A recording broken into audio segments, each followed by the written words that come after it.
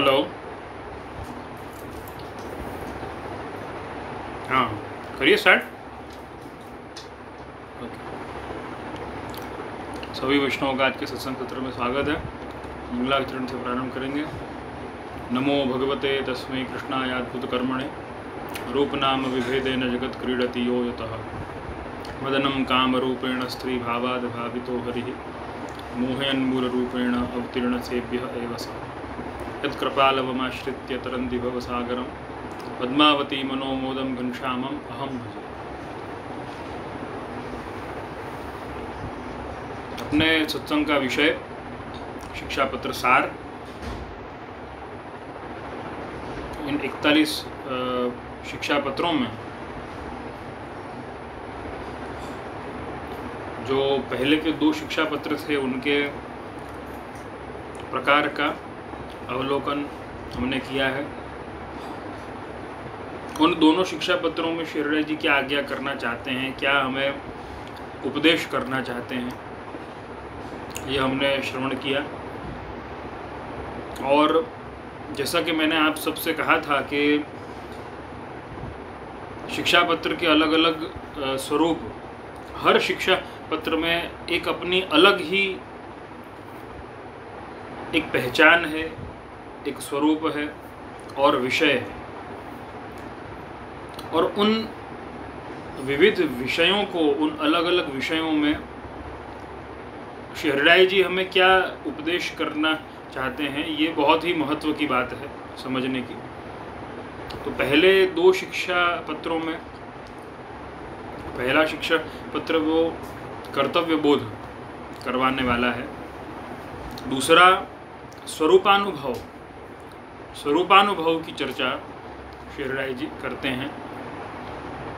और अब तीसरा शिक्षा पत्र जो है बहुत ही महत्व का जो प्रकार अपने पुष्टि भक्ति मार्ग में है वो बताना चाहता है। श्री जी ये आज्ञा कर रहे हैं इस शिक्षा पत्र में। गोपेश्वर जी ने पूर्व भूमिका में थोड़ा इसका प्रकार वर्णित किया है, वो आप सबके समक्ष में पढ़कर सुनाऊंगा कि अब तृतीय शिक्षा पत्र में भगवत भाव के साधक बाधक को निरूपण करें। ऊपर कही आए ता रीति सो सेवा हु करे तथा अनोसर में चिंतन हु करे, परंतु दुस्संग मिले तब एक क्षण में सगरे धर्म को नाश हो जाए। जन्म जन्म को भाव दुस्संग ते जात रहे, ताते या काल में दुस्संग ते बचनो सो निरूपण करते। तो इस शिक्षा पत्र का जो विषय है वो है दुस्संग से कैसे बचा जाए।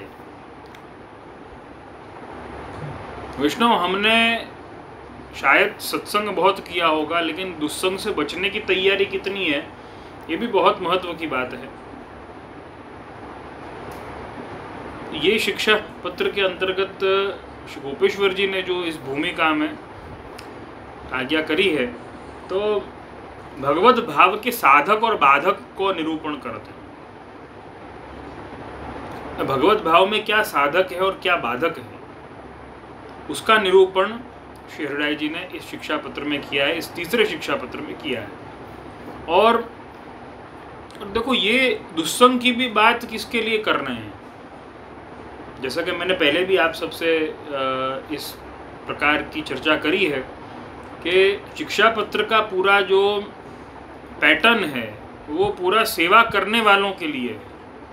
जो सेवा नहीं कर रहे हैं उनके लिए ज़्यादा मैटर नहीं करेगा, लेकिन शिक्षा पत्र का पूरा जो पैटर्न है, पूरी जो समझ श्री जी देना चाहते हैं वो सेवा करने वालों को देना चाहते हैं। सेवा करने वालों को इज इक्वल टू ब्रह्म संबंधी वैष्णवों को, जिनकी सेवा करने की तैयारी है, या तो वो लोग सेवा कर रहे हैं लेकिन उनके भाव में कहीं ना कहीं कोई भाव में कोई वस्तु साधक बन रही है और कोई वस्तु बाधक बन रही है। तो सेवा करने वालों के लिए विशेष करके निरूपण श्री चरण ने किया है इन शिक्षा पत्रों का। तो देखो, यहाँ पर श्री गोपेश्वर जी यही आज्ञा कर रहे हैं कि ऊपर कही आए ता रीति सु सेवा हु करे और अनोसर में चिंतन हु करे, परंतु दुस्संग मिले तब एक क्षण में सगरे धर्म को नाश हो जाए। ऊपर कही आए का अर्थ क्या? देखो, जैसे पहले शिक्षा पत्र में आज्ञा करी, दूसरे शिक्षा पत्र में आज्ञा करी। पहले शिक्षा पत्र में कर्तव्य का बोध करवा दिया, दूसरे शिक्षा पत्र में स्वरूपानुभव की चर्चा कर दी, लेकिन अब तीसरे शिक्षा पत्र में दुस्संग के प्रकार की आज्ञा कर रहे हैं। क्योंकि देखो, कर्तव्य तो पता चल गया, स्वरूपानुभव भी हो गया, लेकिन दुस्संग से कैसे बचना ये अगर नहीं सीखे तो समझो गए, सब कुछ करते हुए भी गए, सेवा करते हुए भी, सत्संग करते हुए भी हमारा नाश जो है वो निश्चित हो जाएगा। ये सबसे बड़ी बात है। ये ऐसी कुछ बात है कि भाई खाने के लिए जितना प्रयत्न किया है, पचाने के लिए उतना प्रयत्न नहीं किया है, तो क्या होगा? वो खाया हुआ खाना हमारा फायदा करेगा या हमारा नुकसान करेगा, ये हम खुद सोच सकते हैं। तो यहाँ पर हृदयाचरण यही आज्ञा कर रहे हैं कि देखो, सेवा करने वाले हैं, सेवा तो कर रहे हैं, शायद सत्संग भी कर रहे होंगे, लेकिन दुस्संग से बचने की तैयारी अगर नहीं है तो धर्म का नाश एक क्षण में हो जाएगा, बिल्कुल देर नहीं लगेगी। जन्म जन्म को भाव दुस्संगते जात रहे, देखो ये और आज्ञा कर रहे हैं। ऐसा मत मानना कि सत्संग हमने कर लिया तो सारा कार्य हो गया, या सेवा हमने कर ली तो सब कुछ हो गया। नहीं, दुस्संग से बचने की तैयारी करी है कि नहीं? दुस्संग क्या है इसको जानते हो कि नहीं, पहचानते हो कि नहीं? तो ये शिक्षा पत्र, तीसरा शिक्षा पत्र जो है, पूर्ण रूपेण दुस्संग के विषय में श्री राय जी चर्चा कर रहे हैं।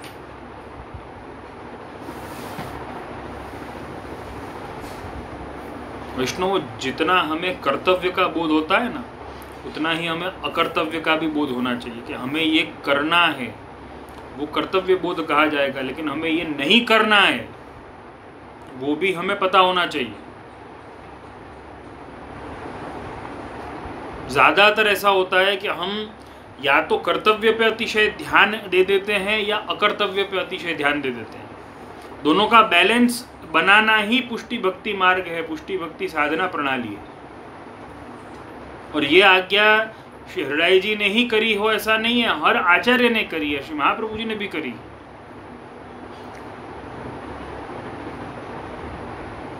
बल्कि श्री महाप्रभु जी ने तो शिक्षा श्लोकी में यही आज्ञा करी कि अकर्तव्य क्या है। बहिर्मुखत्व अकर्तव्य है, बहिर्मुखता अकर्तव्य है।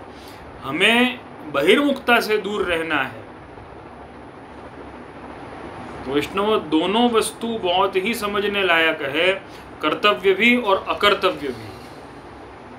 ज़्यादातर अपने वैष्णव समाज में, पुष्टि भक्ति मार्ग के वैष्णवों में ये बात बहुत ही देखी गई है कि या तो कई वैष्णव केवल कर्तव्य की बात करेंगे, अकर्तव्य के ऊपर ध्यान नहीं देंगे, और या तो वैष्णव केवल अकर्तव्य की बात करेंगे कि भाई ये नहीं करना चाहिए, ये नहीं करना चाहिए, लेकिन क्या करना चाहिए वो नहीं समझाएंगे। या फिर अगर समझा रहे होंगे कि ये करना चाहिए तो क्या नहीं करना है ये नहीं समझाएंगे। तो दोनों का बैलेंस आप शिक्षा पत्र को देख सकते हो, श्री राय जी ने दोनों का बैलेंस बना करके और हमें समझाने का प्रयत्न किया। दोनों का बैलेंस होना चाहिए। जैसा कि मैंने पहले भी कहा है, श्री गोपेश्वर जी तो निमित्त हैं,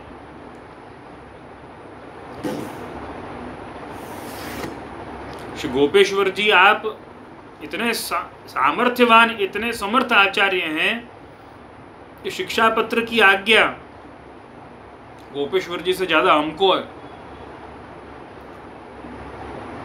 ये तो बड़ों की कुछ लीला है जो गोपेश्वर जी को निमित्त बना करके ऐसे उपदेश दिए गए। बाकी गोपेश्वर जी को क्या आवश्यकता उपदेशों की।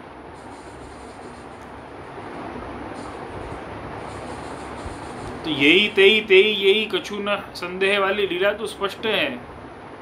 श्री हृदय चरण के भ्राता श्री गोपेश्वर जी, आपको क्या आवश्यकता है किसी उपदेश की? आप तो साक्षात स्वरूप हैं। श्री हृदय जी से इतनी साम्यता इसकी हो, श्री हरिराय जी का, श्री हरिराय महाप्रभु का संग जिन्हें प्राप्त हुआ हो, जिन्हें श्री हरिराय महाप्रभु का सन्निधान प्राप्त हुआ हो, श्री गोकुलेश का सन्निधान जिसे प्राप्त हुआ हो, श्री गोकुलनाथ जी का सन्निधान भी प्राप्त हुआ, श्री हरिराय जी को, श्री गोपेश्वर जी, तो उन्हें क्या आवश्यकता कि अगर शिक्षा पत्र के उपदेश न हो तो आपका उद्वेग दूर न हो।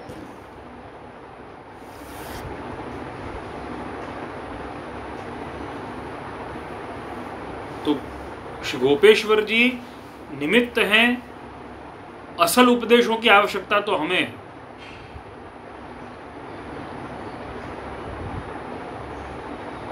तो तीसरे शिक्षा पत्र में खास करके दुस्संग से बचाव के उपाय, पहले तो दुस्संग को पहचानना और फिर उससे बचना।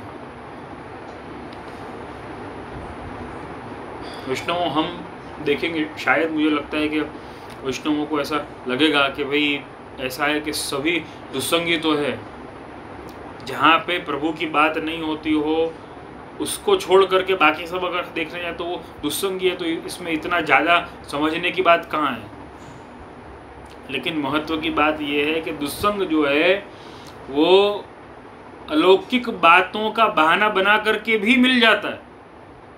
दुस्संग ने अपनी पैठ इतनी गहरी बनाई हुई है कि लौकिक के द्वारा दुस्संग आप तक पहुंचेगा नहीं, लेकिन अलौकिक के द्वारा पहले पहुंच जाएगा, और शायद लौकिक से तेज, लौकिक से जल्दी पहुंचेगा। दुस्संग की पैठ इतनी गहरी है, देखो कितनी गजब की बात है। आप सब इस बात पर ध्यान देना। श्री हरिराय जी के एक एक शब्द जो हैं, ये 16 श्लोकों का ये शिक्षा पत्र है तीसरा। इसमें एक एक श्लोक में बड़ा ही सुंदर वर्णन किया है। भरत जी का उदाहरण दिया है, जड़ भरत जिनको कहा गया है। मैं हमेशा श्रीमद् भागवत की बात आती है पंचम स्कंद के इस प्रसंग की, तो मैं ये बात हमेशा कहता हूँ कि देखो भरत जी को जड़ भरत कहने का मतलब जड़ माने मूल माने, गुजराती में अपने के मूड़िया, रूट्स, अपने रूट्स से जुड़े हुए हैं। तो कोई प्रभु की कोई लीला है कि उनके साथ में उनको अंतराय मिला, देखो उनकी आसक्ति मृग में हो जाती है और मृग योनि प्राप्त हुई, वो एक प्रभु की एक अलग लीला है। लेकिन बहुत महत्व की बात यह है कि अपने रूट्स से जुड़े हुए रहे, उस प्रकार से उन्हें जड़ मानो।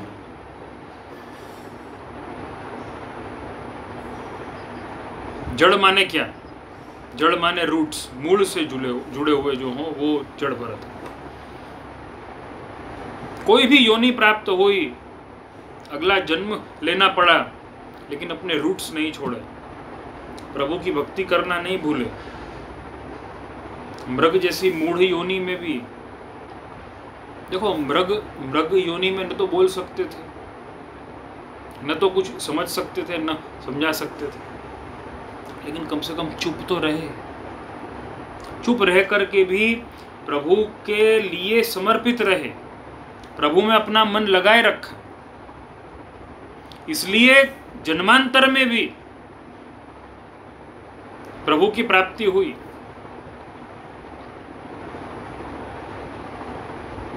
विष्णु सबसे बड़ी जो दुस्संग की बात है वो क्या है मालूम है?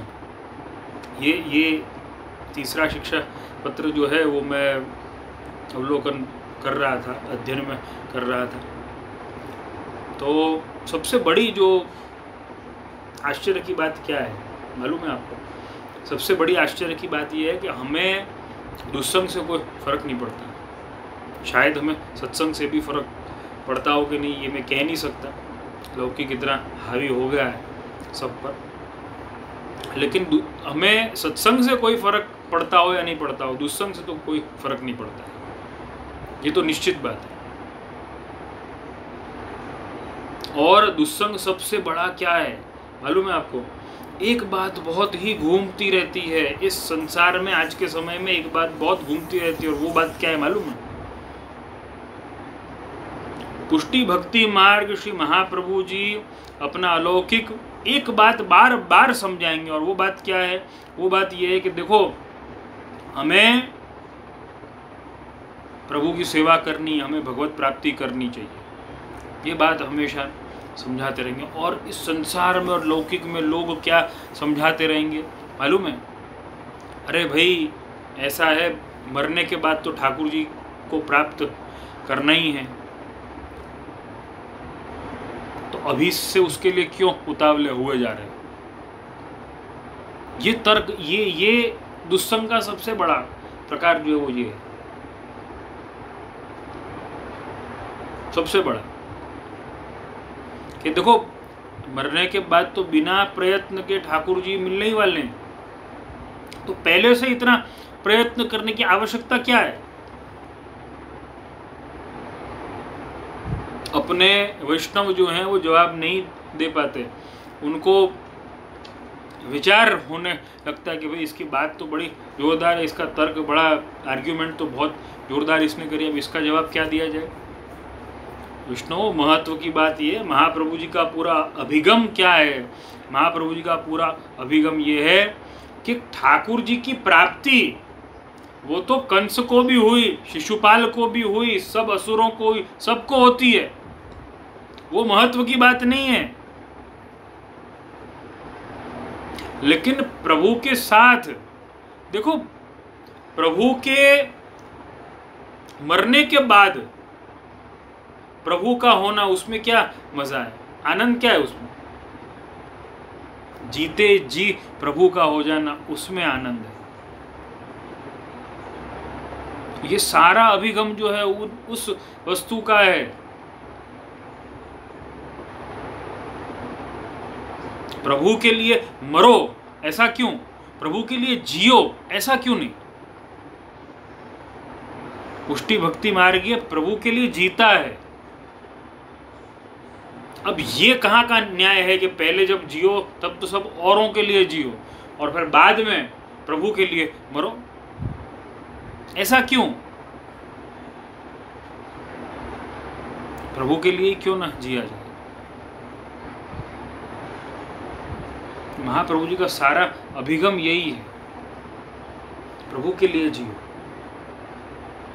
और प्रभु के लिए जीना है, इस बात को कभी भूलना नहीं, एक पल के लिए भी नहीं भूलना है।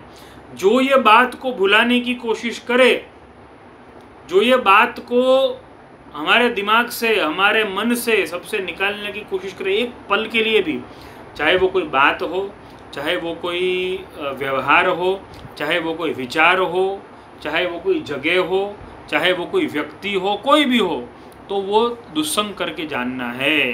बहुत सिंपल बात है, वेरी सिंपल, बहुत स्वाभाविक और बहुत सहज है। तो तीसरे शिक्षा पत्र में ये सारा प्रकार श्री हृदय चरण हमें बताते हैं, हमें समझाते हैं। विष्णु ये मत भूलो कि प्रभु के लिए जीना है।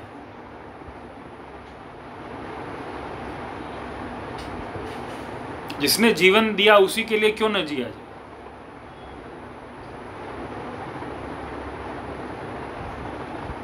अब कई लोगों का ऐसा होता है तर्क के, देखो मरने के बाद तो उनका होना ही है, वहीं तो जाना है, और कहाँ जाना है। लेकिन क्या उसके बाद आप आनंद ले सकोगे? नहीं ले सकोगे। तो ये जीवन का आनंद प्रभु के साथ क्यों न लिया जाए? आनंद निधि के साथ क्यों न आनंद लिया जाए? ये महत्व की बात है। ये पूरा अभिगम जो है सेवा का, सत्संग का, पुष्टि भक्ति मार्ग का, पूरी साधना प्रणाली का सार ये है कि अपने जीवन का आनंद प्रभु के साथ कैसे लिया जाए, और उसी की कला श्री महाप्रभु जी, श्री गोसाई जी, सप्ताचार्य, श्री हृदय चरण और उसके बाद भी सभी आचार्यों ने परिश्रम लेकर के वही कला को प्रकट किया है। आर्ट ऑफ लिविंग आप कह सकते हैं आज की आधुनिक भाषा में। ये असली आर्ट ऑफ लिविंग है, प्रभु के साथ जीवन का कैसे आनंद लिया जाए। अब हमें इन्हीं बातों में समस्याएं आती हैं। कारण क्या है? देखो, धर्म कुछ और कह रहा है, अलौकिक कुछ और कह रहा है, लौकिक कुछ और कह रहा है। अलौकिक और लौकिक के बीच में हम हमेशा पिसते रहते हैं। कभी यहाँ फुटबॉल की तरह, कभी यहाँ जाते हैं, कभी वहाँ जाते हैं। इसने लात है ना मारी, अलौकिक ने लात मारी, लौकिक में गए, लौकिक से लात पड़ी, अलौकिक में आए। तो वो घूमते रहते हैं इधर से उधर, इधर से उधर। लेकिन यहीं पर जो ये अपने जीवन की जो कला है, यहीं पर बहुत ही महत्व का स्थान रखती है। यहीं पर श्री महाप्रभु जी के उपदेशों की आवश्यकता पड़ती है। और वो उन उपदेशों में देखो, शिक्षा पत्र 3 और पहले श्लोक में श्री क्या आज्ञा करते हैं? निधि ही प्राप्त सुसंरक्षयो दुस्संगादि कतः सदा त्यक्त्वापि लोक संकोचम यथा वन्यजलादिभि। शब्दार्थ, जो भगवद रूप निधि प्राप्त भयो है, सो लोक के संकोच को त्याग करके निरंतर दुस्संगते आछी भांति सो जल सो वन्नी की नाई रक्षा करवे योग्य है। भगवत भाव को यहाँ पे वन्नी माने अग्नि के समान कहा है। भगवत भाव सो अग्नि मानना, और जो दुस्संग जो है वो जल मानना। कि जैसे अग्नि का रक्षण जल से किया जाता है कि भाई जल कहीं अग्नि पर पड़ जाए तो अग्नि जो है वो, आग जो है वो बुझ जाएगी। तो ये भगवत भाव जो है, भगवत भाव की अग्नि बहुत मेहनत से प्रज्वलित करी जाती है। मैं इन सब लौकिक शब्दों का इस्तेमाल सबको सहजता में समझ आ जाए इसलिए कर रहा हूँ। मेहनत से करी जाए, और ये सब मेहनत से नहीं है तो कृपा से ही होती है। लेकिन सिर्फ इसीलिए ये बात को मैं समझा रहा हूँ ताकि हमें समझ में आ जाए। अपने भगवत भाव को कई लोगों ने ऐसे मान लिया कि ये तो कृपा से प्राप्त हुआ है, तो हम इसके लिए प्रयत्न क्यों करें? कृपा का मान करके बैठ जाते हैं। कृपा ठाकुर जी को करनी होगी, सेवा लेनी होगी तो लेंगे, और नहीं लेनी हो तो नहीं लेंगे। और नहीं लेनी हो तो नहीं लेंगे, ये बहुत ही गलत एटीट्यूड है। भगवान के साथ जीने वालों का ये एटीट्यूड नहीं हो सकता। वैष्णवों, कुछ प्रिंसिपल्स का, कुछ सिद्धांतों का हमें खास ध्यान रखने की आवश्यकता है कि हम प्रभु के लिए जी रहे हैं। उसके अंतर्गत हमें क्या क्या करना चाहिए, ये सब बातों को बहुत ही महत्व दिया जाना चाहिए। हमारा एक प्रयत्न भी, वैल्यू करो, अपने भगवत भाव की वैल्यू करो। ये कृष्ण भक्ति जो है वो अनंत जन्मों का फल है, एक जन्म में प्राप्त नहीं होती है, अनंत जन्मों का फल है। श्री राय जी ने उसका भी उल्लेख किया है द्वितीय सिद्धांत संक्षेप निरूपण ग्रंथ में। अनेक जन्मों का फल कृष्ण भक्ति को बताया, और अनेक जन्मों का फल अगर कृष्ण भक्ति है तो हमें इसका संरक्षण अवश्य करना चाहिए। मैं तो ऐसा मानता हूँ कि अगर हम आज के लौकिक जीव अगर अनेक जन्मों का फल अगर नहीं भी मानते हैं तो भी कृष्ण भक्ति के द्वारा, जो श्री महाप्रभु जी की कृपा के द्वारा जो कृष्ण भक्ति प्राप्त हुई है, अनंत जन्मों का फल ही प्राप्त हुआ है। लेकिन तो भी अगर हम हमारी अज्ञानता के कारण ऐसा नहीं भी मानते हों तो भी ये फल भी कोई सहज फल नहीं है। भक्ति कोई सहजता से प्राप्त नहीं होती। भक्ति इज इक्वल टू प्रेम। क्या प्रेम सहजता से होता है प्राप्त? आज के समय में सहजता से प्राप्त हो रहा है प्रेम? किसको हो रहा है बताओ? किसी को नहीं हो रहा है। हर व्यक्ति किसी न किसी का प्रेम पाने के लिए लगा हुआ रहता है।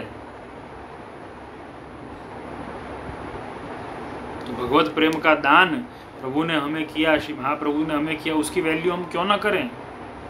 प्रभु के साथ जीना क्यों नहीं है? मरना है। अरे क्यों मरना है भाई?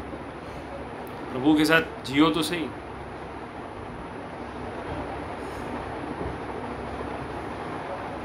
जीना किसी और के लिए, मरना किसी और के लिए। अरे भाई, जिसके लिए जीना है उसी के लिए मरो ना, फिर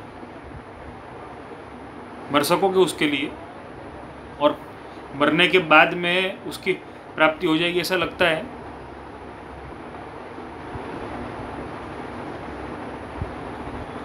दुस्संग जो है वो ये सारे कुविचारों को दुस्संग पोषित करता है।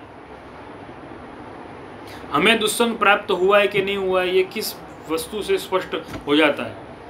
वो इसी वस्तु से स्पष्ट हो जाता है कि हमारी ग्लानि समाप्त हो जाए। विष्णु अपने दुस्संग को पहचाने। अगर हमें दुस्संग प्राप्त हो रहा है तो अपनी ग्लानि को समाप्त करता है पहले। हर बात, हर उपदेश, महाप्रभु जी के हर उपदेशों पर हमें डाउट करवाता है। ये क्यों बोला होगा, वो क्यों बोला होगा। मैं जिज्ञासा प्रकट करने वालों को मैं बहुत ही उनका सम्मान करता हूँ, मैं बहुत ही उन्हें मानता हूँ कि वो अपनी जिज्ञासा को प्रकट करते हैं, लेकिन शंका नहीं। मैं जिज्ञासा की बात कर रहा हूँ, शंका की बात नहीं कर रहा हूँ। अपनी जिज्ञासा अवश्य प्रकट करनी चाहिए और जिज्ञासु रहना चाहिए, लेकिन शंकालु नहीं रहना चाहिए। अभी हमारे बहुत अच्छे वैष्णव आए, अपने सप्तम घर के बहुत ही निष्ठावान वैष्णव हैं। उन्होंने बहुत अच्छी बात की, मुझे बड़ा आनंद आया। अभी एक दिन संध्या वंदन के समय में आए थे, अभी कल या परसों की बात है, शायद परसों की बात होगी। आजकल वो अपने ये रमज़ान का महीना चल रहा है, तो उन्होंने मतलब उनके बिजनेस औरों में वो सुनते हैं, तो उनकी बिजनेस की लाइन है, उसमें ये सारी बातें उनमें वो सुनते हैं वो। तो उन्होंने बहुत अच्छी बात की, मुझे बहुत अच्छा लगा। उन्होंने किसी से उनकी बात हुई होगी, किसी से उनकी चर्चा हुई होगी जो इस्लाम धर्म को मानने वाला है, ये तो वैष्णव है। तो इन्होंने पूछा कि भाई तुम ये रोज़ा क्यों रखते हो रमज़ान के महीने में। उसने कितनी गजब की बात बताई। कोई महिला थी, इस्लाम को मानने वाली महिला थी, बड़ी गजब की बात उसने बताई। उसने क्या कहा पता है? उसने ये कहा कि तुम्हारे यहाँ पे औरतें अच्छे पति के लिए उपवास रखती हैं, व्रत रखती हैं, अच्छे पति को पाने के लिए, लेकिन हम अल्लाह को पाने के लिए व्रत रखते हैं। कितनी बड़ी बात है। देखो ये जीना है, प्रभु के लिए जीना है।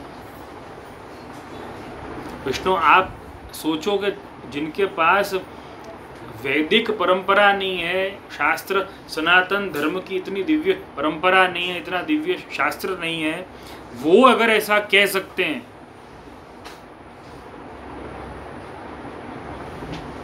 कि पति को पाने के लिए नहीं, अल्लाह को पाने के लिए, सिर्फ अल्लाह को पाने के लिए हमारे यहाँ पे व्रत रखा जाता है। तुम्हारे यहाँ पे तो पति को पाने के लिए व्रत रखा जाता है कि अच्छा पति मिले, लेकिन हमारे यहाँ पे सिर्फ और सिर्फ अल्लाह को पाने के लिए व्रत रखा जाता है या रोज़ा रखा जाता है। कितनी बड़ी बात, मुझे बहुत अच्छी बात लगी है ये। इससे हमें प्रेरित होना चाहिए। जो निरीश्वरवादी हैं वो अगर ऐसा बोल सकते हैं अपने आराध्य के लिए, तो हमें प्रभु के साथ में जीने में क्या तकलीफ हो रही है।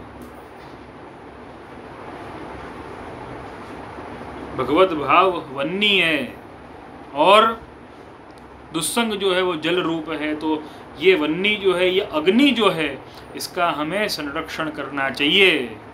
बहुत ही महत्व की बात है। और पहले श्लोक में ये आज्ञा करी है कि भगवत भाव का संरक्षण करना चाहिए। कई श्लोकों में फिर इसका वर्णन किया है। दूसरे श्लोक में भी आज्ञा है, और फिर आगे बहुत ही सुंदर प्रकार है। अब देखो, अपना विषय तो सार का है, तो मैंने सार तो बता दिया है, लेकिन कुछ श्लोकों का प्रकार, मेरा ऐसा विश्वास है कि यहाँ पे शिक्षा पत्र सार सुन करके आप सब भी उसका अवलोकन निश्चित तौर पर करते होंगे। आप सब भी उसका अध्ययन, शिक्षा पत्रों का अध्ययन निश्चित तौर पर करते होंगे। अपने यहाँ ज़्यादातर वैष्णव परिवारों में नित्य सत्संग कथा वार्ता के क्रम रहे हैं, तो उसमें निश्चित तौर पर ये प्रकार रहता ही है। अब छठे श्लोक में श्रीराय जी आज्ञा यही करते हैं, भरतस्यापि दुस्संगे जाता हरिण जातिता केवलम कलिदोषाभिभूता अपि जना स्वतः, कि जड़ भरत को हूँ दुस्संग में हरिण जाति पनो भयो, और सगरे जन आपते हूँ केवल कली दोष के जीत भय हैं। तासो विनके संग में विशेष करके प्रीति युक्त नहीं रहनो, अथवा तैसे न बने तो मौन राखनो। जड़ भरत का एग्जाम्पल यहाँ पे छठे श्लोक में, तीसरे शिक्षा पत्र के छठे श्लोक में श्रीराय जी ने बहुत ही व्यवस्थित ढंग से किया है कि जड़ भरत का उदाहरण लो। एक क्षण के दुस्संग में मृग योनि प्राप्त हुई, हरिण जाति प्राप्त हो गई। केवल देख लिया, मृग को देख लिया, दया आ गई, उसमें तो भगवत भक्ति छूट गई एक क्षण में। तो हमने तो क्या क्या किया है। दुस्संग से हमेशा बचते रहना। और मैंने जैसे कि कहा कि दुस्संग की पहचान कैसे करनी, तो दुस्संग की पहचान अपनी ग्लानि समाप्त हुई है कि नहीं हुई है, उससे दुस्संग की पहचान करनी है। हम किसकी बात को ज़्यादा महत्व देते हैं, हमने सलाहकार किसको बना रखा है, इन सबसे दुस्संग की पहचान हो जाती है। हम किसकी बात सुनते हैं, हम किससे बात करते हैं। अच्छा, दूसरी एक और बात बहुत महत्व की, हम किससे बात करने में संकोच करते हैं, अपनी बातों को बताने में। क्या हम अपने गुरुदेव को संकोच करते हैं? सबने सिखा दिया है, सबने ये प्रचारित बहुत जोर शोर से किया है कि देखो, वल्लभ से लौकिक बात मत करना। बहुत अच्छी बात है, लौकिक बात मत करना मान ली, लेकिन ऐसा कहा कि वल्लभ से अलौकिक बात जरूर करना, ऐसा भी नहीं कहा है। लेकिन सिर्फ इतना कहा, वल्लभ से लौकिक बात मत करना। तो वो लोग देखो, अलौकिक बात आती नहीं है और लौकिक बात करनी नहीं है, तो फिर क्या, बात ही नहीं करनी। मतलब दोनों तरफ से गए, इधर से भी गए और उधर से भी गए, दोनों तरफ से गए, सब एंट्री और एग्जिट सब है ना बंद हो गया। ये तो फंस गए। और भी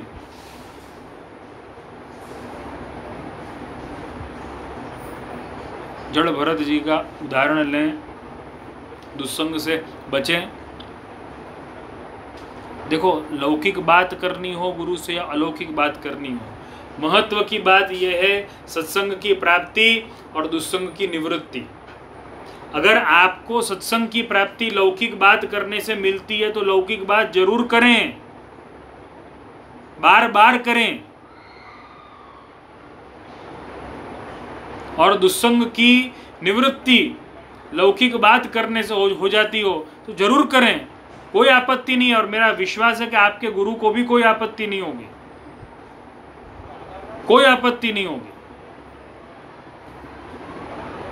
आप जज न करें, आप ये निश्चय न करें कि किस बात से हमें सत्संग की प्राप्ति होगी और किस बात से दुस्संग की निवृत्ति हो जाएगी। लौकिक बात करने से कोई प्राप्ति नहीं होगी, ऐसा बिल्कुल नहीं है। कई बार लौकिक बात करने से सत्संग की प्राप्ति हो जाती है, कई बार अलौकिक बात करने से दुस्संग की निवृत्ति हो जाती है, कोई आपत्ति नहीं है। किसने आपसे ऐसा कहा कि लौकिक बात करनी नहीं चाहिए? देखो, वो दामोदर दास संभलवारे की वार्ता आप है ना पढ़ो। आप दामोदर दास संभलवारे को पुत्र प्राप्ति का मनोरथ है, दामोदरदास संभल ने स्पष्ट किया श्री महाप्रभु जी को, मुझे नहीं मेरी पत्नी को पुत्र प्राप्ति की आकांक्षा है, मनोरथ है। श्री महाप्रभु जी ने आशीर्वाद दिया, जरूर होगा। लौकिक बात थी या अलौकिक बात थी ये बताओ। अच्छा, जरूर होगा ये बोला, ये आज्ञा कर दी। लौकिक वस्तु से अलौकिक आशीर्वाद मिले कि पुत्र होगा और प्रभु सेवा लायक होगा, ये आशीर्वाद मिल गए, लेकिन पत्नी को विश्वास नहीं हो और अन्याश्रय कर दिया, दुस्संग कर लिया।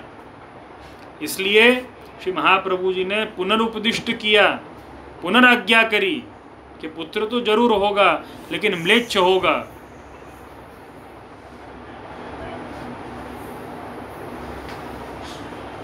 महत्व की बात क्या है?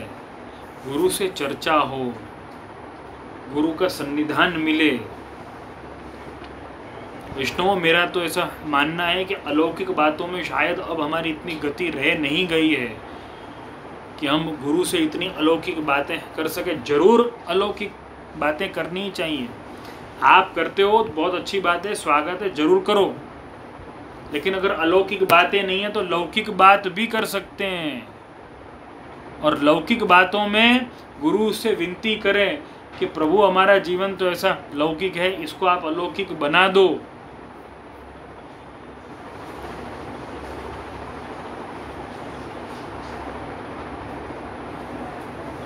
रास्ता कोई भी हो, मंजिल तो श्री ठाकुर जी हैं। और ये शिक्षा पत्र की मंजिल तो दुस्संग से बचाव है। दुस्संग को पहचानो, दुस्संग से दूर रहो। सत्संग को तो पहचान लोगे, दुस्संग को पहचानना बहुत मुश्किल हो जाता है।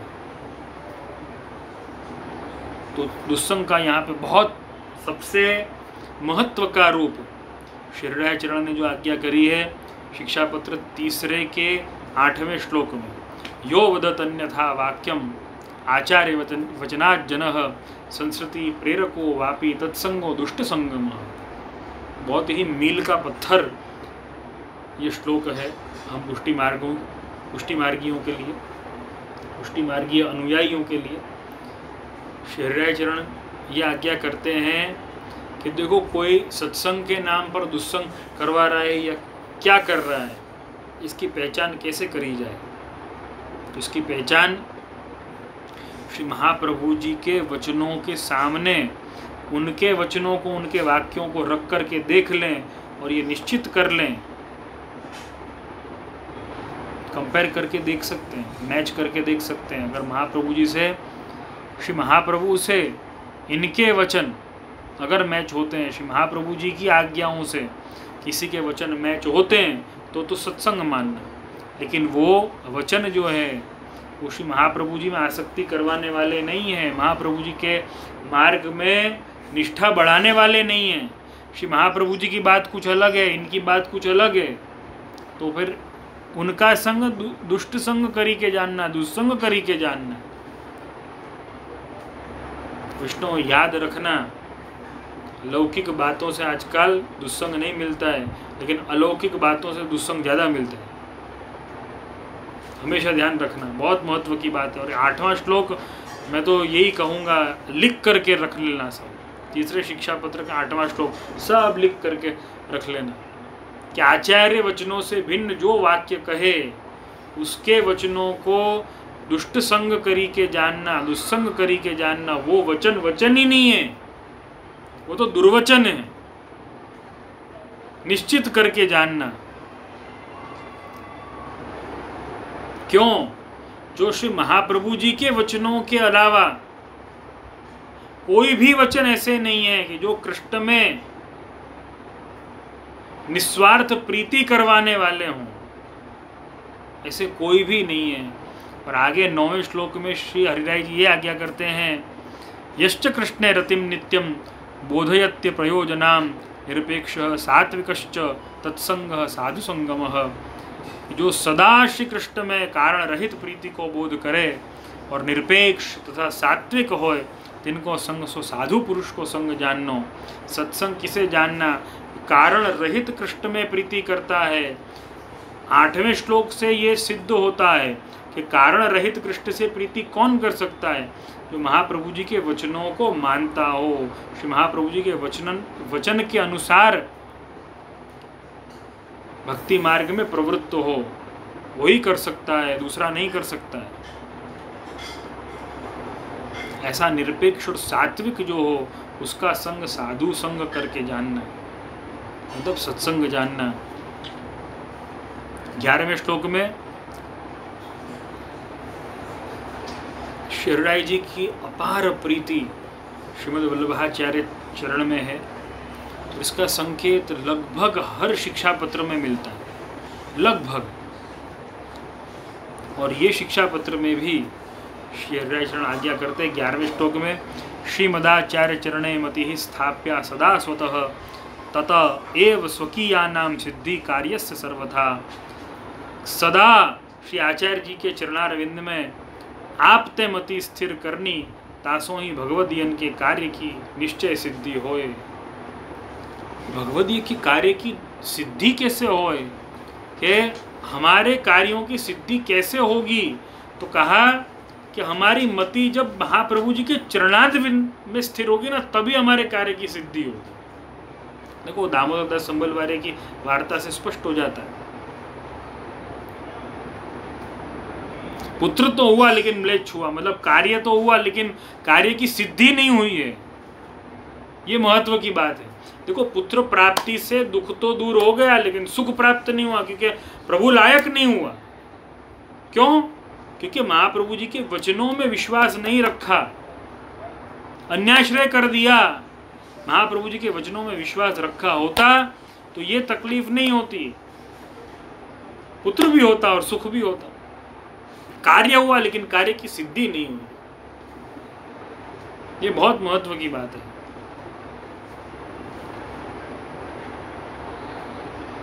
बारहवें श्लोक में अवैष्णवत्वं मंतव्यम तद विरुद्ध जनेष्वपि जीवेषु दोष वत्स्वेवं तथा तत्साम्य वस्तुषु। अवैष्णव किसे मानना?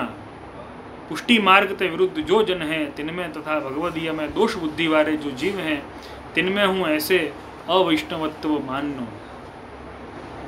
पुष्टि मार्ग से विरुद्ध जो जन हो, पुष्टि मार्ग से विरुद्ध आजकल हमें कोई नहीं दिखाई देगा। सब ये बहुत बढ़िया बहुत बढ़िया बहुत बढ़िया, हमें पण श्रीनाथ जी जाइए, हमें पण मथुरा जाइए, हमें पण परिक्रमा करिए, हमें पण भगवान ने मानिए, हमें पण बेटक जी में जारी चरण स्पर्श करवा जाइए। ऐसे बोलने वाले ही मिलेंगे। ऐसे बोलने वाला कोई नहीं है ना मिलेगा कि हमें भगवान ने न मानिए, हमें नाथ द्वारा न जाइए, हमें ब्रजमा न जाइए। ऐसे बोलने वाले बहुत भाग्य मिलेंगे, लगभग कोई नहीं मिलेगा। लेकिन उनकी पहचान क्या? उनकी पहचान ये है कि महाप्रभु जी को कितना मानता है। अगर वो महाप्रभु जी को नहीं मानता है तो पुष्टि मार्ग से विरुद्ध है। और ऐसे को अवैष्णव ही जानना, ध्यान रखना है इस बात का। और जो वैष्णव होगा उसके भाव की, उसके भक्ति की जो पराकाष्ठा जो है, उसका जो सौंदर्य जो है, उसका स्वरूप जो, उसका अलौकिक स्वरूप जो है, वो कैसे पता चलेगा? कि वो कभी भी, देखो 13वें श्लोक में आज्ञा करते हैं, श्री कृष्ण श्रीमदाचार्यस्तथा श्री विठ्ठलेश्वर तथा लीलास् सामग्रैर नैतत् साम्यम कदाचन। क्योंकि जो अलौकिक जो भगवदीय होगा वो श्री महाप्रभु जी के वचनों को तो मानेगा ही, महाप्रभु जी की आज्ञा को तो मानेगा, लेकिन श्री कृष्ण, श्री महाप्रभु जी, श्री विठलनाथ जी, श्री गुसाई जी के बराबर किसी को नहीं मानेगा। लीला सामग्री के बराबर श्री ठाकुर जी, श्री महाप्रभु जी, श्री गुसाई जी एवं लीला सामग्री के बराबर वो किसी को नहीं मानेगा। उसे वैष्णव जानना, उसका संग सत्संग जानना।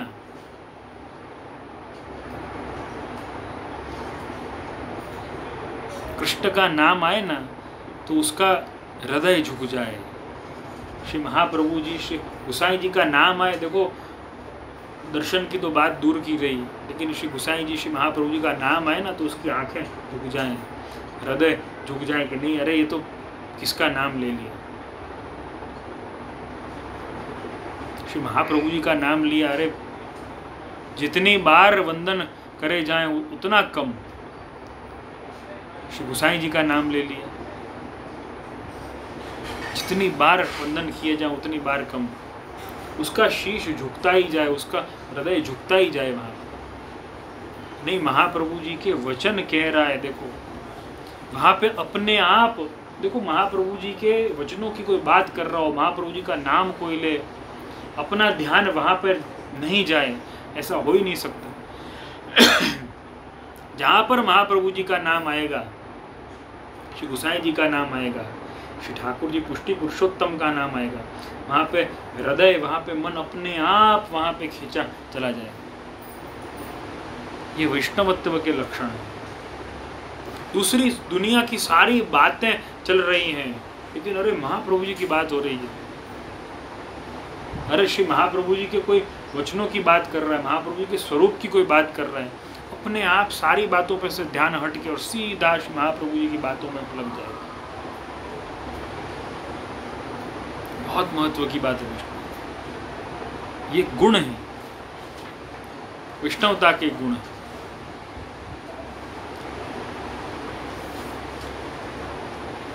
सारा प्रकार यहाँ पे समझाया है। और 16वें श्लोक में इति श्री करते हैं श्री हृदयाचरण इस शिक्षा पत्र की, तीसरे शिक्षा पत्र की।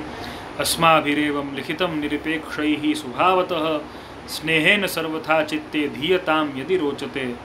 कि हमने तो निरपेक्ष भाव से, अपने स्वभाव से सब कुछ लिखा है, सो अगर तुम्हें रुचता हो तो निश्चय स्नेह करके चित्त में धारण करियो। श्री जी ने अपने भ्राता श्री गोपेश्वर जी को ये बात कही, कितनी बड़ी बात ये कही है। देखो कोई उपदेश, कोई आदेश कुछ नहीं, अपने हृदय की बात कही। अगर हमारी बात रुचे, अगर हमारी बात सही लगे तो इसे निश्चय करके, स्नेह करके और चित्त में धारण करना, हृदय में धारण करना। ये एक मित्रवत व्यवहार है, एक मित्रवत व्यवहार। देखो 8वें श्लोक में बहुत स्ट्रिक्टली श्री हृदय जी ने कहा भी है कि महाप्रभु जी से अलग जिसके वचन हो उसका संग तो दुष्ट करके जानना, वो दुष्ट संग है ऐसा जानना। लेकिन यहाँ पर वापस आज्ञा कर रहे हैं कि हमारी बात, हमने तो अपने स्वभाव से, अपने विचार से, अपने भाव से, निरपेक्ष भाव से हमने ये बात कही। हमारा कोई स्वार्थ नहीं है, हम तो तुम्हारे हित की बात बता रहे हैं। तो निरपेक्ष भाव से ये बात कही है तो निश्चित ही इसे तुम रुचे तो अपने हृदय में धारण करना, अपने चित्त में धारण करना। ये बड़ों की कृपा है कि हमें इतनी स्वतंत्रता दी है। देखो हमारे हित की ही बात है, लेकिन तो भी हम पर लादा नहीं गया है, हम पर इम्पोज नहीं किया है। नहीं, ये करना ही पड़ेगा। रुचे तो चित्त में धारण करना, यही तो बड़ों की कृपा है। कितनी सहजता, सहज प्रीत गोपाले भाव। तो ये शिक्षा पत्र, तीसरे शिक्षा पत्र का यही सार है कि दुस्संग को पहचानना, अपने जीवन में श्री महाप्रभु जी से अलग, श्री महाप्रभु जी से बड़ा न किसी के स्वरूप को मानना और न किसी के वचनों को मानना, न किसी व्यक्ति को मानना। कईयों को ये सुनकर लगता होगा कि भाई ये तो बहुत ही स्ट्रिक्ट बात बताई जा रही है। स्ट्रिक्ट बात नहीं है, ये हमारे हित की बात है। शायद हमारे हित की बात हमें स्ट्रिक्ट बात लगती हो, हमें जरा कठिन लगती हो, लेकिन हित की बात तो ऐसे ही होती है। फिर भी श्री जी ने तो स्वतंत्रता दी है। 16वें श्लोक में इतिश्री करते हुए श्री जी ने स्वतंत्रता दी है कि रुचे तो चित्त में धारण करना। लेकिन मैं तो यही कहूँगा शिरडाई जी के वचन रुचे नहीं, ऐसा हो ही नहीं सकता। वैष्णव के लिए तो ऐसा होना ही नहीं चाहिए। आप सबको भी ये वचन रुचे। मैं श्री हरिराय जी के शब्दों का ही अनुकरण करते हुए ये बात कहूँगा, स्नेहेन सर्वथा चित्ते धीयताम यदि रोचते। आप सभी को भी ये वचन अगर रुचें तो निश्चित तौर पर अपने चित्त में स्थापित करें और दुस्संग से बचें, दुस्संग को पहचानें। दुस्संग को पहचानने का सबसे बड़ा जो उपाय मैंने बताया, अपनी ग्लानि का समाप्त होना। अपन में ग्लानि समाप्त हुई है तो मान लेना कि दुस्संग हो गया है, दुस्संग हो चुका है। इससे बचने के लिए अपने गुरु से चर्चा करते रहें, गुरु से पूछते रहें, गुरु का परामर्श, गुरु के उपदेश प्राप्त करते रहें। तो ग्रंथ का क्रम इतना लेते हुए आगे अब प्रश्नोत्तरी का क्रम, जितना समय अपने पास में शेष है उसमें प्रश्नोत्तरी का क्रम लेंगे।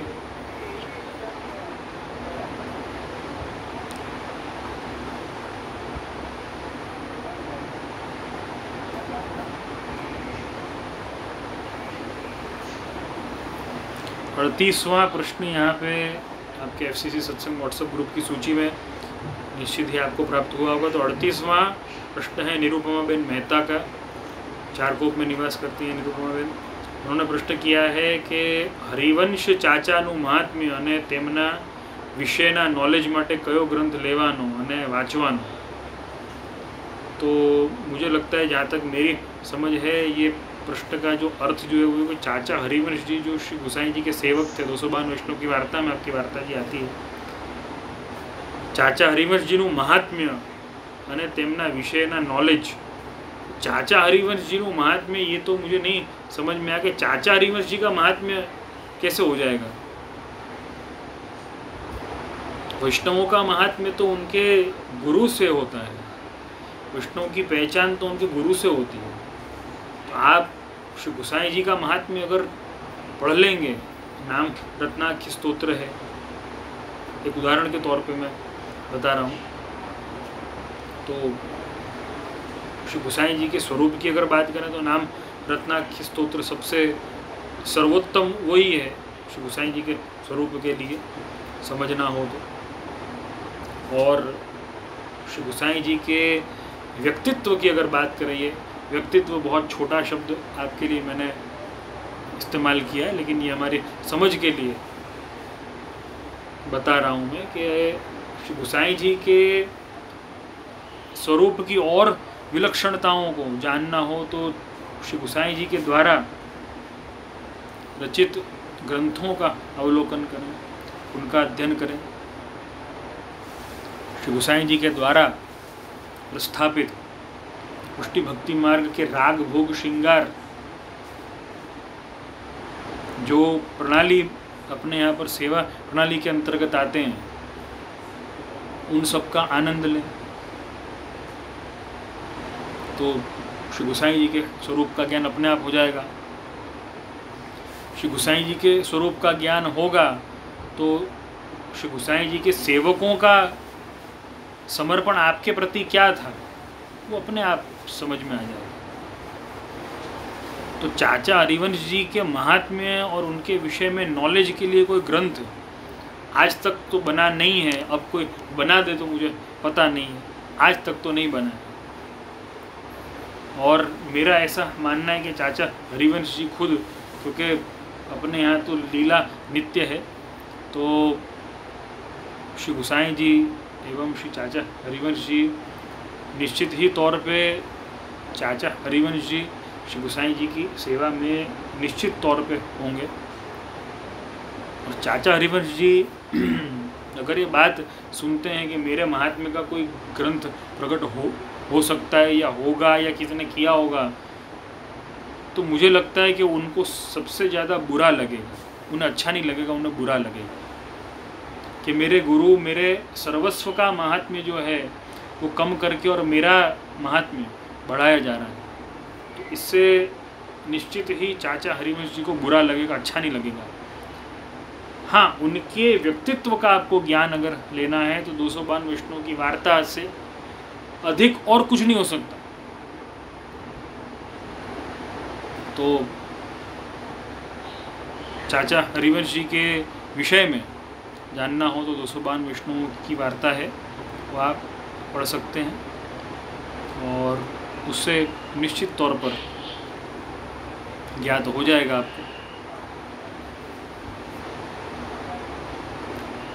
33वां प्रश्न जो है वो प्रीतिबेन मेहता चारकोप कांदीवली में जो निवास करती हैं, उन्होंने प्रश्न किया है, श्री विठलनाथ जी के स्वरूप भाव भावना में आपने मैंने कहा, खूब सुंदर समझाया था कि अपने पुष्टि पुरुषोत्तम क्यों छुप छुप कर मिलते हैं और मिल मिल कर छुपते हैं, लेकिन ब्रज में श्री बाके बिहारी जी बार बार टेरा क्यों आते हैं, इसका जवाब तो आपने ही दे दिया है। छुप छुप कर मिलते हैं और मिल मिल कर छुपते हैं, इसलिए टेरा आते हैं, दर्शन खुलते हैं, दर्शन खुलते हैं, टेरा आते हैं। बाके बिहारी में यही क्रम है। तो ये इसका जवाब उसी सवाल में ही है।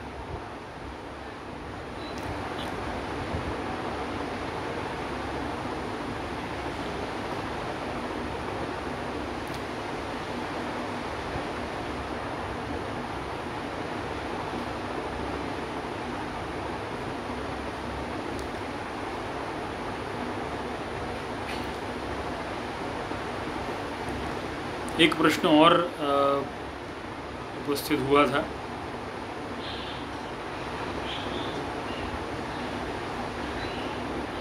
मुझे लगता है कि श्री महाप्रभु जी के उत्सव के पहले ये प्रश्न आया था। प्रश्नों की सूची में शायद होगा कि नहीं, मैं नहीं जानता हूँ, लेकिन मुझे याद है ईशा शाह जो नडियाद से हैं, उन्होंने प्रश्न किया था श्री महाप्रभु जी के उत्सव के विषय में कि श्री महाप्रभु जी का उत्सव एकादशी के दिन आता है तो एकादशी व्रत करना चाहिए या नहीं करना चाहिए, उन्होंने ये प्रश्न किया था। तो उसका मैं प्रति उत्तर देना चाहूँगा। शायद आपके व्हाट्सएप ग्रुप में प्रश्नों की सूची में ये सवाल नहीं होगा, लेकिन एक दो वैष्णवों ने औरों ने भी इस बाबत जिज्ञासा प्रकट करी थी। तो मैं यही उसका प्रति उत्तर देना चाहूँगा कि श्री महाप्रभु जी की आज्ञा तत्वार्थदीप निबंध में स्पष्ट मिलती है कि हमें वर्ष भर की जितनी एकादशियाँ हैं, 24 एकादशी आती हैं, 4 जयंती आती हैं, जन्माष्टमी, रामनवमी, नरसिंह जयंती एवं वामन द्वादशी, 4 जयंती आती, इनमें व्रत हमें करना चाहिए। श्री महाप्रभु जी ने आज्ञा स्पष्ट करी है। तो श्री महाप्रभु जी की ऐसी कोई आज्ञा नहीं मिलती है कि आपका प्रागट्य एकादशी का दिन है तो उस दिन व्रत न किया जाए, ऐसी कोई आज्ञा नहीं मिलती है। तो सिद्धांतिक तौर पे तो व्रत करना चाहिए। पहला पॉइंट देखो, इसके 4-5 पहलू हैं इस प्रश्न के प्रति उत्तर के। ऐसा नहीं मानना यस या नो बोलो, यस करना चाहिए, नो करना चाहिए। तो अगर यस या नो में जानना हो तो मैं यही कहूँगा कि यस करना चाहिए व्रत, क्योंकि महाप्रभु जी की ये आज्ञा है।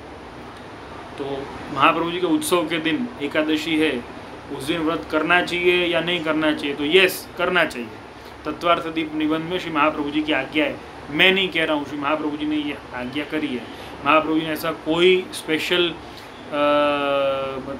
उसका कोई प्रकार नहीं बताया है कि मेरा उत्सव या मेरा जन्मदिन एकादशी को आता तो उस दिन व्रत नहीं करना चाहिए। तो यस, व्रत करना चाहिए। लेकिन कईयों का ये प्रश्न होता है कि भाई प्रभु को उत्सव की सकड़ी भोग आती है तो हम अधरामृत लें। तो अगर अधरामृत आप लेना चाहते हो तो आपकी चॉइस है, ये आपकी विशेष भावना है। श्री महाप्रभु जी के उत्सव के निमित्त प्रभु का अधरामृत लेने की भावना हो, डेफिनेटली आपकी चॉइस हो सकती है, लेकिन सिद्धांत नहीं हो सकता। ये आपकी भावना हो सकती, चॉइस से भी ज़्यादा मैं ये कहूँगा ये अपनी भावना हो सकती है। हमें विशेष भाव है कि श्रीमद् वल्लभाचार्य चरण का प्राकट्य उत्सव है तो हमें प्रभु का अधरामृत लेना चाहिए, उत्सव की सखड़ी अधरामृत रूप में लेनी चाहिए, तो जरूर लें। ये आपकी पर्सनल भावना है, आपका पर्सनल भाव है अपने प्रभु एवं अपने आद्य गुरु श्रीमद् वल्लभाचार्य चरण के प्रति, तो आप आनंद से लें, वो आपकी विशेष भावना है, सिद्धांत नहीं है। अब तीसरा पॉइंट, एक पॉइंट और भी आता है कि जो सेवा करने वाले नहीं हैं, जिसे न तो एकादशी से लेना देना है और न प्रभु को सकड़ी धरते हैं, तो अधरामृत से भी कोई लेना देना नहीं है, तो दोनों चीज़ से लेना देना नहीं है। उन लोगों का भी ये सवाल होता है कि एकादशी करनी चाहिए या नहीं करनी चाहिए। तो मैं उन लोगों को यही कहूँगा, आप प्रभु को सकड़ी नहीं धरते हो तो आपको एकादशी ही करनी चाहिए। आप प्रभु को सकड़ी धरते हो और अधरामृत लेने का भाव है तो आप एकादशी न करो, तो आपकी पर्सनल भावना है। वापस ये कहूँगा, सिद्धांत नहीं है।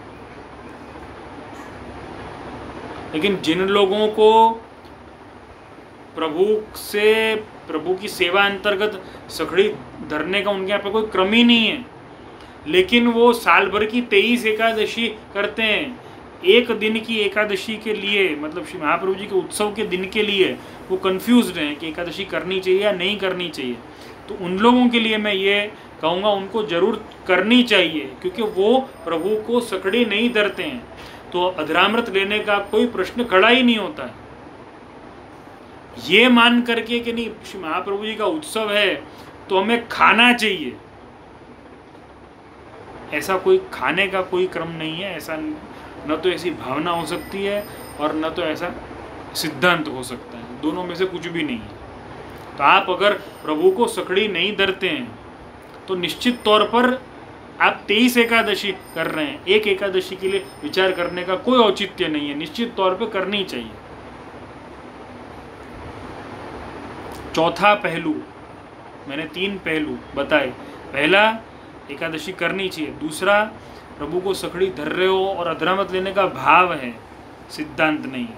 वापस बार बार ये मैं बात कहता जा रहा हूँ ताकि स्पष्टता होती ही रहे। दूसरा पहलू मैंने ये बताया कि प्रभु को सकड़ी धर रहे हैं और विशेष भावना है कि उत्सव की सकड़ी है तो अधरामृत लेना है, तो ले सकते हैं। आपकी भावना हो तो आप ले सकते हैं, ये आपकी भावना है, सिद्धांत नहीं है। आपको भाव है, आप लें। तीसरा, जो प्रभु को सकड़ी नहीं धर रहे हैं, एकादशी कर रहे हैं, 23 एकादशी साल की कर रहे हैं, एक एकादशी के लिए विचार कर रहे हैं, उन्हें निश्चित तौर पर एकादशी व्रत करना चाहिए, बिना कोई विचार किए। अगर वो लोग ये विचार करते हैं कि नहीं महाप्रभु जी का उत्सव है એટલે આપણે છે ને જમવું જોઈએ, આપણે ભૂખ્યા પેટ उत्सव न मनावाय, ये बात बहुत गलत है। अपने सनातन शास्त्र में, वैष्णव तंत्र में तो ठीक है, लेकिन सनातन शास्त्र में व्रत करने से, सनातन शास्त्र क्या, ये तो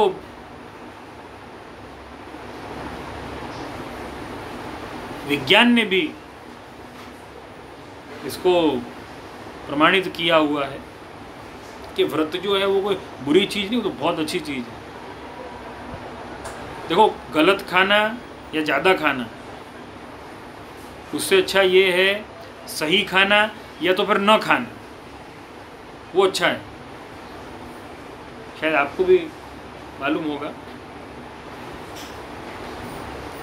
शरीर में 100% ऊर्जा में से 90% ऊर्जा केवल ऑक्सीजन से मिलती है, मतलब केवल श्वास से मिलती है, ब्रीदिंग से मिलती है। केवल 20% ऊर्जा खाने और पानी से मिलती है। अब हमारी कोशिश ये है कि हम उसे उल्टा कर दें, 20% जो है वो ब्रीदिंग पर लाएं और 90% जो है वो खाने पर लाएं। और पानी की तो बात ही नहीं है, क्योंकि पानी पीता कौन है?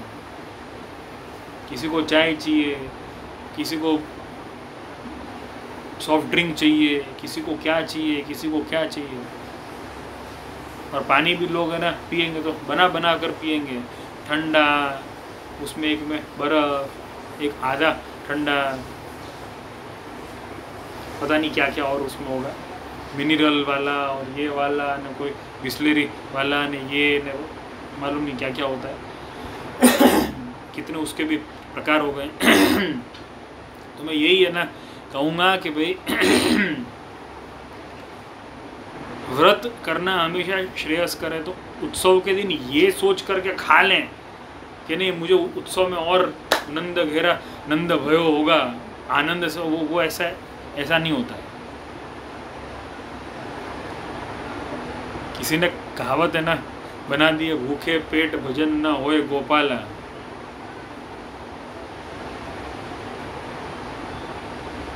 देखो भूखे पेट भजन ना होए गोपाला, ये बात है ना सही है, लेकिन खाली पेट भजन होत है गोपाला। खाली पेट से भजन होता है, भूखे पेट से नहीं होता है। मैं भूखे पेट की बात नहीं कर रहा हूँ, मुझे ये विश्वास है प्रभु ने हम किसी को भी भूखे पेट नहीं रहने दिया है, नहीं रखा है, लेकिन खाली पेट तो है ना रहो।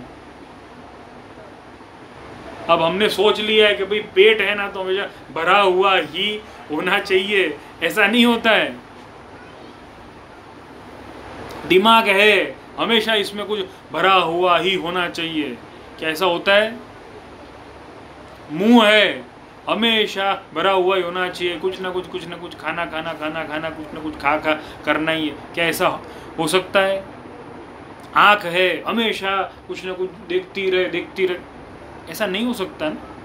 कान है तो हमेशा बक बक बक बक बक बक बक बक सुनते, ऐसा नहीं हो सकता।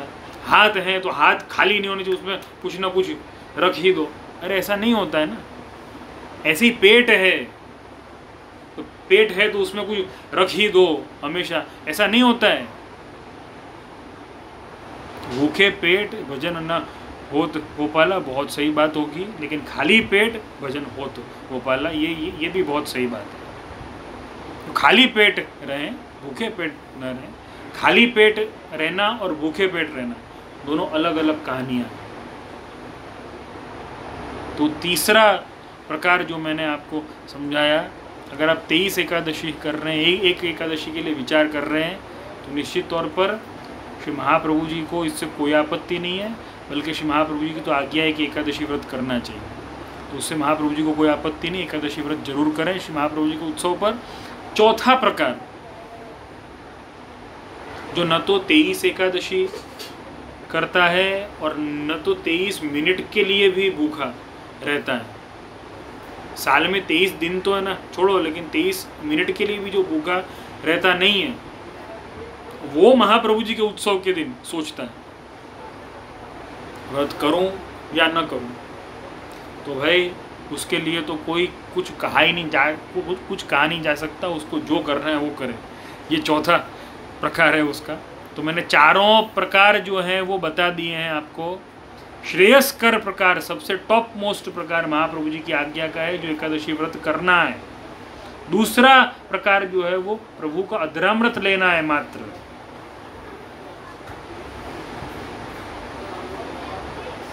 खाली पेट भजन होत गोपाला को ध्यान में रखते हुए अधरामृत लेना है।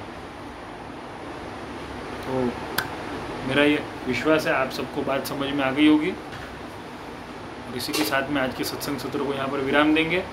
आप सभी के फीडबैक्स, सुझाव, शिकायत और प्रश्न हमेशा स्वागत योग्य हैं और मेरे मनोबल को बढ़ाने वाले हैं। आश्रय के पद का गान करेंगे और विराम करेंगे। दृढ़ चरणन केरो भरोसो, दृढ़ चरणन केरो, श्री वल्लभ नख चंद्र छटा बिना, सब जग माझ अंधेरो भरोसो, दृढ़ चरणन केरो, साधन और नहीं आकली में, जासु होय निवेरो, सूर कहाँ कहे द्विविध आंधरो, बिना मोल को चेरो भरोसो, दृढ़ चरणन केरो, दृढ़ चरणन केरो भरोसो, दृढ़ चरणन केरो। बोल श्री मदन मोहन लाल प्यारे की जय। श्याम सुंदर श्री यमुने महारानी की जय। श्री गिरिराज धरण की जय। श्री वल्लभाधीश की जय। श्री गोसाई जी परम दयाल की जय। श्री घनश्याम जी परम दयाल की जय। अपने अपने गुरुदेव की जय। सभी विष्णुओं को शुभकामना शुभाशीष। सर्वे भवन्तु सुखिनः, सर्वे सन्तु निरामयाः।